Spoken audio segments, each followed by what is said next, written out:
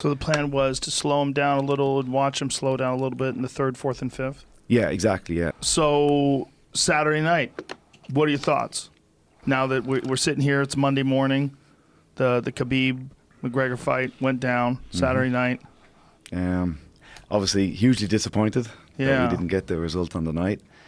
I still enjoyed it. I thought it was a great fight. I'm looking forward to watching it back many times. All of Conor's fights, I always pull a load of lessons away that I can pass on to the next generation of guys. But yeah, overall, I really enjoyed the fight, and I'm devastated that we didn't get the win. How much time did he have to prepare for this fight? I mean, he's always in the gym. He's always knocking about. But I guess it was official about 10 weeks out. But even since the Eddie fight, I kind of knew, or at least I thought, his next MMA fight would be Khabib. It just kind of made sense. If it wasn't going to be the Diaz, but then as time went on, that seemed less and less likely. And Khabib obviously was doing great, kept on winning. So there was a path that was going to collide. Was there anything that was surprising in the fight? The right hand in the second round was a cracker. It was beautiful, overhand right. I mean, it's a staple of wrestlers, overhand right and close, but he doesn't generally do that. He's more jab and then close, but that was a great shot. The style of takedowns, everything was kind of what we expected, and we'd spent a lot of time in preparing for that.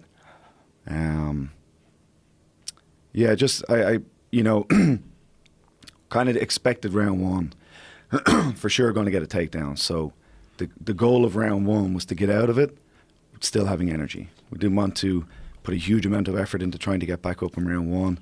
We'd seen that happen many times in his other opponents, and they kind of got back to the stool, really tired. So round one, make them pay, do our best on the way in, fight as hard as we can. But if we do end up down, which it was against the fence, figured it would be there, tried to stay seated up. If we end up on our back, just try to play guard until the bell, except it'll be a 10-9 round. For round two, again, I same plan. Do as much damage as we can, but if we end up on our back, don't put a huge amount of effort into trying to get up. He's an absolute master at regrounding people. That turned out to be a 10-8 round. He got some good shots there, and obviously he landed the great right hand. So that was a bit more than we hoped for. Round three, things started kind of turning a little bit in our favour. He did a lot better at keeping it in the middle, defending the takedowns. So the plan was to slow him down a little and watch him slow down a little bit in the third, fourth, and fifth? Yeah, exactly, yeah. So I think at the beginning the consensus was Conor knocks him out in the first, or Khabib, takes over from 2 on. Like, for us to win the third round was probably a bit of a surprise to people. But, the Aliquinta fight, if you look at that, from round 3 on, he wasn't able to hit any takedowns. So hoped that would be how it would go in round 3. We could defend the takedowns a lot easier and start landing air shots. And that did happen for round 3. Not as well as we planned, not as well as we hoped. And then round 4, we hit another great takedown. Made a mistake giving up the overhook, exposed our back, and that was all she wrote. Yeah, he has such a unique ability to tie both legs up with his legs. Yeah, in He's round so one, good at that. In round one, I thought Conor did well. We had practiced for that to keep our legs bent. You see guys they straighten their legs, and then and Conor did do that a couple of times, but he was able to continuously get a leg free. So not until the last 30 seconds or so of round one, he didn't really tie them up and get him flat on his back. For the majority of that, he was against the fence. Used his hands to keep upright, tried to land little shots. Yeah. And George, you dealt with Conor's weight cut.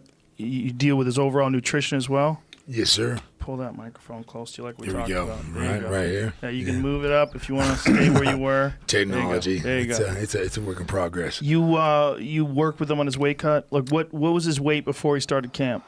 It's almost exactly the same way it was when we actually started the cut.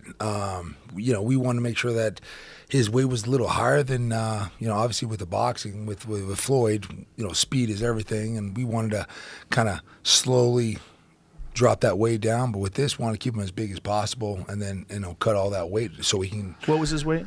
He was about 171 when he got back into that cage. So what was his weight when you guys started camp?